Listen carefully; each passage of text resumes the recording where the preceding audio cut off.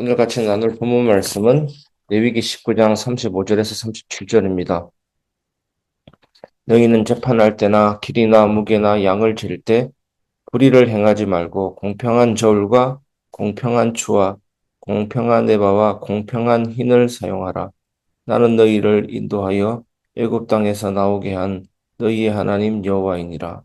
너희는 내 모든 규례와 내 모든 법도를 지켜 행하라. 나는 여호와이니라.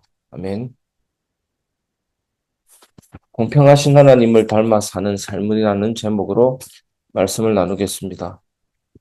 세상은 언제나 불공평 때문에 흔들립니다. 뉴스를 보면 정치인들의 부정, 기업인의 회계 조작, 스포츠 경기의 편파 판정, 승부 조작 등등 이런 것들 때문에 사람들이 분노합니다. 학교에서는 어떻습니까? 성적 부정, 사회에서도 취업 특혜, 시장에서는 속이는 저울이 여전히 존재합니다.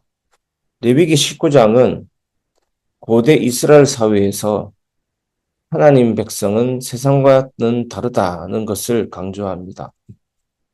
하나님은 어떻게 말씀하십니까? 재판할 때나 길이나 무게나 양을 잴 때 불의를 행하지 말라. 공평한 저울, 공평한 추, 공평한 에바, 공평한 흰을 사용하라. 이건 다 무게와 양을 측정하는 그런 치수를 도구를 말하는 것입니다. 레위기 19장 35절에서 36절. 이 말씀은 단순히 저울과 추 이야기만이 아닙니다. 하나님은 그 백성의 삶 전체가 공평과 정의로 세워지기를 원하십니다. 왜냐하면 하나님 자신이 거룩하시고 공평하시기 때문입니다. 레위기서에서 계속 나오는 언약이 뭡니까? 내가 거룩하니 너희도 거룩하라. 레위기 19장 2절. 오늘 우리는 이 말씀 속에서 예수 그리스도 안에서 완전히 드러난 하나님의 공평과 정의를 살펴보고 교회와 예배와 우리의 삶에서 어떻게 살아야 할지 나누고자 합니다. 첫 번째, 하나님의 공평은 출애굽의 은혜에 기초합니다.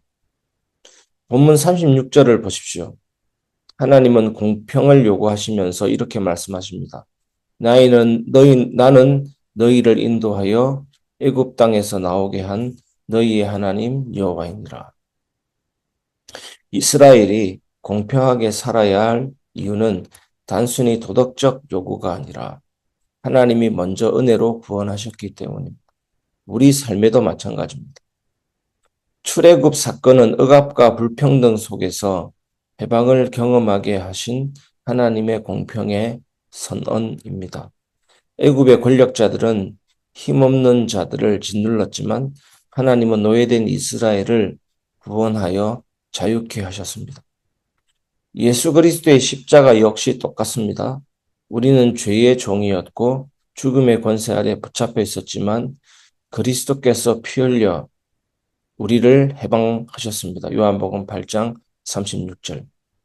그래서 바울은 고린도전서 6장 20절에 값으로 산 것이 되었으니 너희 몸으로 하나님께 영광 돌리라 라고 말합니다. 성도 여러분, 교회가 정의와 공평을 전해야 하는 이유는 바로 여기 있습니다. 우리는 은혜로 구원받았기 때문에 이제 불의하게 살 수 없는 것입니다. 두 번째, 예수 그리스도 안에서 완성된 하나님의 공평입니다.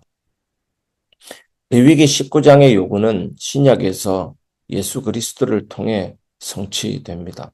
로마서 3장 25절 26절을 보십시오. 이는 하나님께서 길이 참으시는 중에 전에 지은 죄를 간과하심으로 자기의 의로우심을 나타내려 하심이니 자기 또한 의로우시며 또한 예수 믿는 자를 의롭다 하려 하심이라. 즉 하나님은 십자가에서 자신의 공평과 정의를 드러내셨습니다. 죄를 그냥 덮지 않고 예수님께서 대신 담당하심으로 하나님의 공의가 만족되었습니다. 동시에 믿는 자를 의롭다 하심으로 은혜를 베푸셨습니다. 예수님은 말씀하셨습니다. 너희가 비판하는 그 비판으로 너희가 비판을 받을 것이요 너희가 헤아리는 그 헤아림으로 너희가 헤아림을 받을 것이니라. 마태복음 7장 2절. 예수님은 레위기 19장의 공평 원칙을 하나님 나라 윤리로 재해석하신 것입니다. 해외 축구 경기를 보면 심판의 편파 판정이 큰 논란이 되는 경우가 많습니다. 그때 사람들은 공정하지 못한 판결 앞에서 분노합니다. 운동 경기조차 공정하지 못하면 즐길 수 없는데 하물며 하나님의 백성이 불의하다면 세상이 어떻게 교회를 신뢰하겠습니까? 성도 여러분, 교회가 세상 앞에서 신뢰를 잃는 이유 중 하나는 우리가 공평을 잃었기 때문입니다. 예배당 안에서 거룩하게 보이지만 불공정한 거래, 거짓말, 정직하지 못한 말로 사람을 속인다면 우리는 하나님의 공의를 모독하는 것입니다. 세 번째, 성도의 삶에서 드러난 공평입니다. 본문 37절은 이렇게 마무리합니다. 너희는 내 모든 규례와 내 모든 법도를 지켜 행하라. 나는 여호와니라. 이 말씀은 무슨 말씀입니까? 공평은 추상적인 모호한 가치가 아닙니다. 삶의 구체적인 자리에서 실천되어야 합니다. 가정에서 부모는 자녀를 차별하지 말아야 합니다. 성경은 야곱이 요셉만 사랑하다가 가정에 불화가 생겼음을 보여줍니다. 창세기 37장. 공평은 사랑의 기준입니다. 교회에서, 교회 안에서도 사람의 지위, 직분, 재산으로 차별하지 말아야 합니다. 어떤 교회는 부자만 따로 관리하는 목사님도 있습니다. 당사자가 원치 않는데 담임 목사가 그 가정의 그 집안의 어른의 기일까지 생각하고 추도 예비까지도 억지로 들어주는 경우가 있습니다. 얼마나 공평하지 못한 행동입니까? 야고보서 2장 1절에서 4절은 금가락지 낀 자를 높이고 가난한 자를 천대하는 것을 책망합니다. 교회는 세상과 달라야 됩니다. 교회는 기부금 받는 단체가 아니지 않습니까? 모든 사람이 하나님의 성도요. 작은 자, 약한 자를 더 사랑하고 더 존중해야 됩니다. 모든 사람을 사랑해야 되는 것입니다. 사회에서는 또 어떻습니까? 직장과 사업에서 정직하게 거래해야 합니다. 하나님은 속이는 저울을 미워하십니다. 잠언 20장 10절. 현대 사회에서도 라벨 가치라는 불법이 있습니다. 값싼 제품을 명품 라벨로 바꿔 파는 행위입니다. 겉은 번지르하지만 속은 속임수입니다. 하나님은 이런 행위를 가증히 여기십니다. 여러분, 싸구려 핸드폰 케이스 사면요, 얼마 못 가서 갈라지고 기스나고 막 후회가 되죠. 우리는 그런 존재가 아닌 것입니다. 신앙생활에서 예배조차도 불의하게 들릴 수 있습니다. 이사야 1장은 손에 피를 묻힌 채 드리는 제사를 하나님이 받지 않으신다고 했습니다. 손에 피를 묻힌다라는 것은 언어상으로 폭력과 억압, 불의로 얼룩진 손, 불의한 삶, 정직하지 못한 거래, 부정직한 삶을 말하는 것입니다. 공평과 정의가 없는 예배는 하나님이 기뻐하지 않으십니다. 그래서 가장 중요한 예배 때, 기도 때 가장 중요한 것이 뭡니까? 혹시 우리가 잘못 살고 죄를 지었다 할지라도 하나님의 은혜 앞에 십자가 앞에 나가서 진실되게 고백하는 것이 굉장히 중요한 것입니다. 우리를 그래야 하나님을 만나는 축복을 체험할 수가 있는 겁니다. 말씀을 마무리하겠습니다. 공평하신 하나님을 닮아 거룩하게 살라입니다.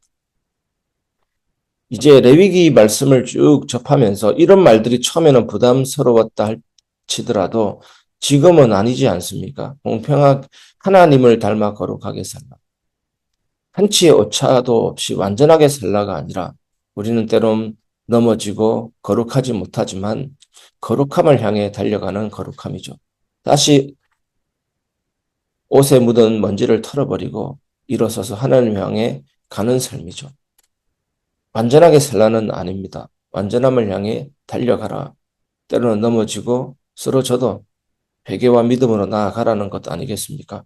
성도 여러분, 레위기 19장의 저울과 추는 오늘 우리에게도 여전히 유효합니다. 하나님은 우리가 교회 안팎에서 동일하게 정직하고 공평하기를 원하십니다. 예수 그리스도께서 십자가에서 하나님의 공의를 완전히 이루셨습니다. 그러므로 우리는 공평을 잃을 이유가 없습니다. 가정에서는 차별 없는 사랑으로, 교회에서는 사람을 외모로 보지 않고, 세상에서는 정직한 거래와 정의로운 삶으로 하나님의 백성답게 살아가야 합니다. 오늘 이 말씀을 붙잡고 다짐하기를 바랍니다. 나는 불의한 저울 대신 공평한 저울을 쓰겠습니다. 나는 세상 속에서 공의와 정직으로 하나님 나라를 드러내겠습니다. 그럴 때 우리 교회는 세상 속에서 빛과 소금이 될 것이고 우리 예배는 하나님께서 기뻐 받으실 향기가 될 것입니다. 주님의 은혜가 오늘 새벽에 여러분에게 함께 하시기를 주 예수 그리스도 이름으로 축원합니다.